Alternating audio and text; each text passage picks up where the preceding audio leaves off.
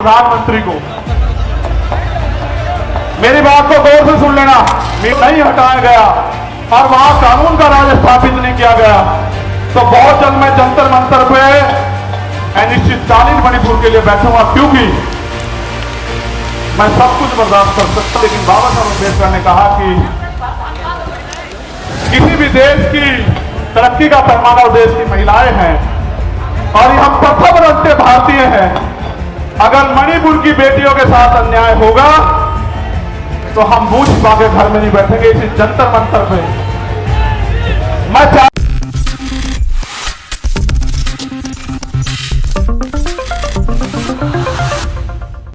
Next 9 news देख रही हैं आप और मैं हूं आपके साथ प्रज्ञा सिंह।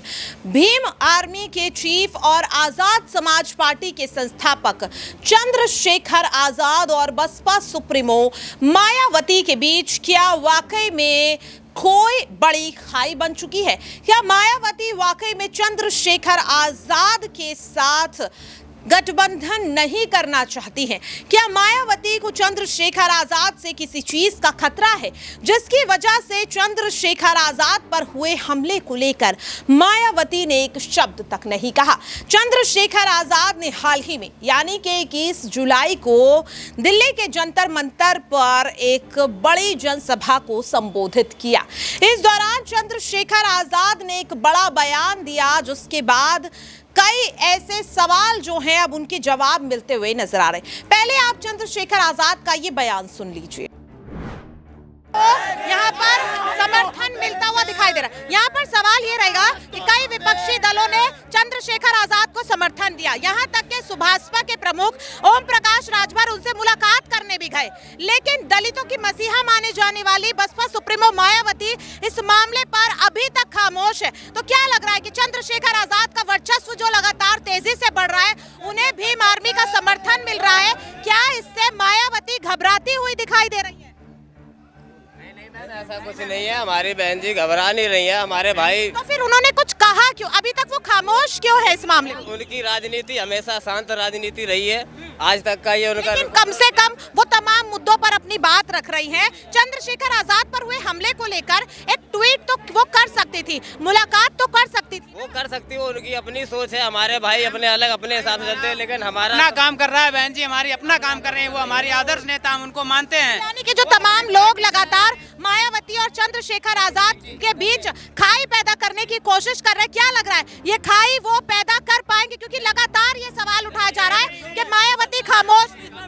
कोई खाई नहीं है, बहन कुमारी मायावती जी राजनीति करते हैं और भाई हमारा बहुजनों का आगे बढ़ के। यानी कि साल 2024 में मायावती जी और यहाँ पर चंद्रशेखर आजाद एक साथ नजर आएंगे, क्योंकि अभी तक नजर नहीं आया। बताएगा भाई, बताएगा कि आगे क्या होता है। हमारे बताएंगे वो क्या निर्णय लेते हैं। बहन कुमारी मायावती जी बताएंगे, बड़े भाई एडवोकेट चंद्रशेखर आजाद जी बताएंगे। जैसा हमें निर्देश मिलेगा वैसा हम लोग पालन करेंगे। वो राजनीति करते हैं, हमारे भाई बहुजनों का आंदोलन करते हैं, बहन बेटियों के न्याय के लिए आगे आता है। आज देखा आपने और सुना भी। अब आपको बता दें दर्शकों के चंद्रशेखर आजाद का किस तरह से बयान देना कई तरह के सवाल खड़े कर रहा है, लेकिन मायावती और चंद्रशेखर आजाद के बीच क्या वाकई में कोई तनातनी है? क्या वाकई में कोई खटपट है? इस सवाल का जवाब मिलेगा आपको हमारी इस खास रिपोर्ट में। देखिए, जब आपका विधायक जीतेगा, जब आपका एमपी जीतेगा, आपका व्यक्ति सदन में होगा, फिर अगर अन्याय अत्याचार होगा तो फिर हम हिसाब करेंगे। हमारा एक एक अम्बेडकरवादी सदन को चलने नहीं देगा, चाहे सदन ये वाला हो या विधानसभाओं के सदन है। तो सारी बात मैंने आपको बता दी। मैंने आपको इसलिए बुलाया कि मेरा जो गिरता हौसला है, जो गिर नहीं सकता आप जानते हो, लेकिन मैं आपसे पूछ लूं, क्योंकि कहते हैं पुनर्जन्म होता है, मैं तो मानता नहीं, लेकिन सच ये है कि जब वो गोली चली थी, मैं ईमानदारी से कह रहा हूं, मैंने अधिकारी को फोन करके कहा कि गोली तो लगी है, लेकिन लगी कहां ये पता नहीं भाई। और पिछला जन्म भी जीवन भी आपके लिए था एक एक खतरा, और ये जीवन भी आपके लिए, ये ऐलान करने के लिए आपको बुलाया। दूसरा, सीबीआई जांच क्यों जरूरी है ये भी सुन लो। जो लोग ये कह रहे थे सुरक्षा के लिए गोली चलवाई या वो करा, तमाशा बना रहे थे, उनको आदत है मुझे नीचा दिखाने की, आदत है उनको, क्योंकि उन पे ये गरीब का बेटा पच नहीं रहा भाई, ये कमेरी माँ का बेटा पच नहीं रहा उन पे।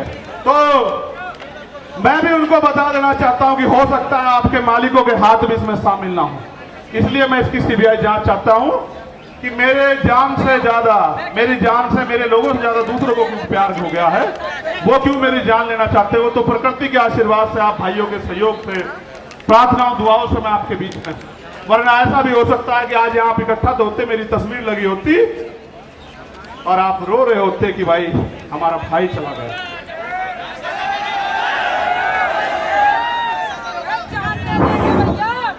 मैं जानता हूं कैसे कैसे उधार पैसे लेकर आए होंगे, और आने जाने के बाद जब खबर आएगी कि आप तक कोई और मुसीबत ना पड़ जाए, लेकिन जब आप अपनी जगह से नहीं हिलते तो फिर मेरे साथ कोई मुसीबत आ जाए, मुझे भी हिलने का मेरा मन नहीं करता। आप बताओ कैसे छोड़ दूं? है देश के प्रधानमंत्री को,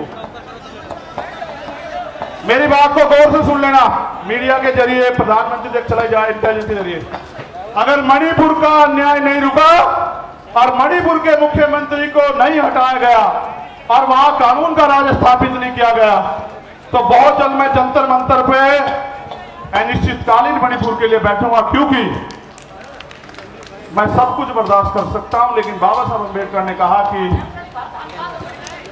किसी भी देश की तरक्की का पैमाना उस देश की महिलाएं हैं, और हम प्रथम रंग के भारतीय हैं।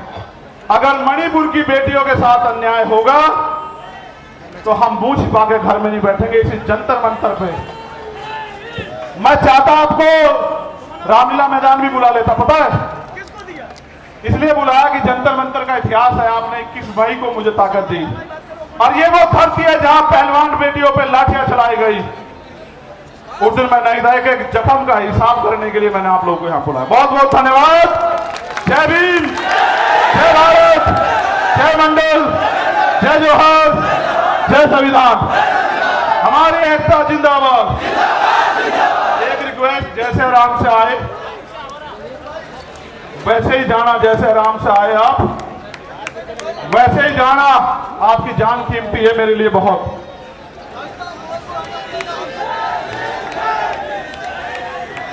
जो जैसे आए ऐसे ही जाना। देखा आपने, सुना भी और समझा भी। अब सवाल लगातार ये उठ रहा है कि जिस तरीके से भीम आर्मी का लगातार कहना है कि चंद्रशेखर आजाद और मायावती के बीच ऐसी कोई भी खाई नहीं है, ये सिर्फ और सिर्फ दलित समाज को तोड़ने की विपक्ष की साजिश है या फिर भाजपा की साजिश है। आपको क्या लगता है, क्या वाकई में मायावती और चंद्रशेखर आजाद के बीच खाई पैदा करने की कोशिश भारतीय जनता पार्टी करती हुई नजर आ रही है, या फिर वाकई में मायावती चंद्रशेखर आजाद के लगातार बढ़ रहे वर्चस्व से घबराई हुई हैं? कमेंट बॉक्स में अपनी राय जरूर रखिएगा, और बाकी ऐसी खबरों के लिए देखते रहिए नेक्स्ट 9 न्यूज। नमस्कार।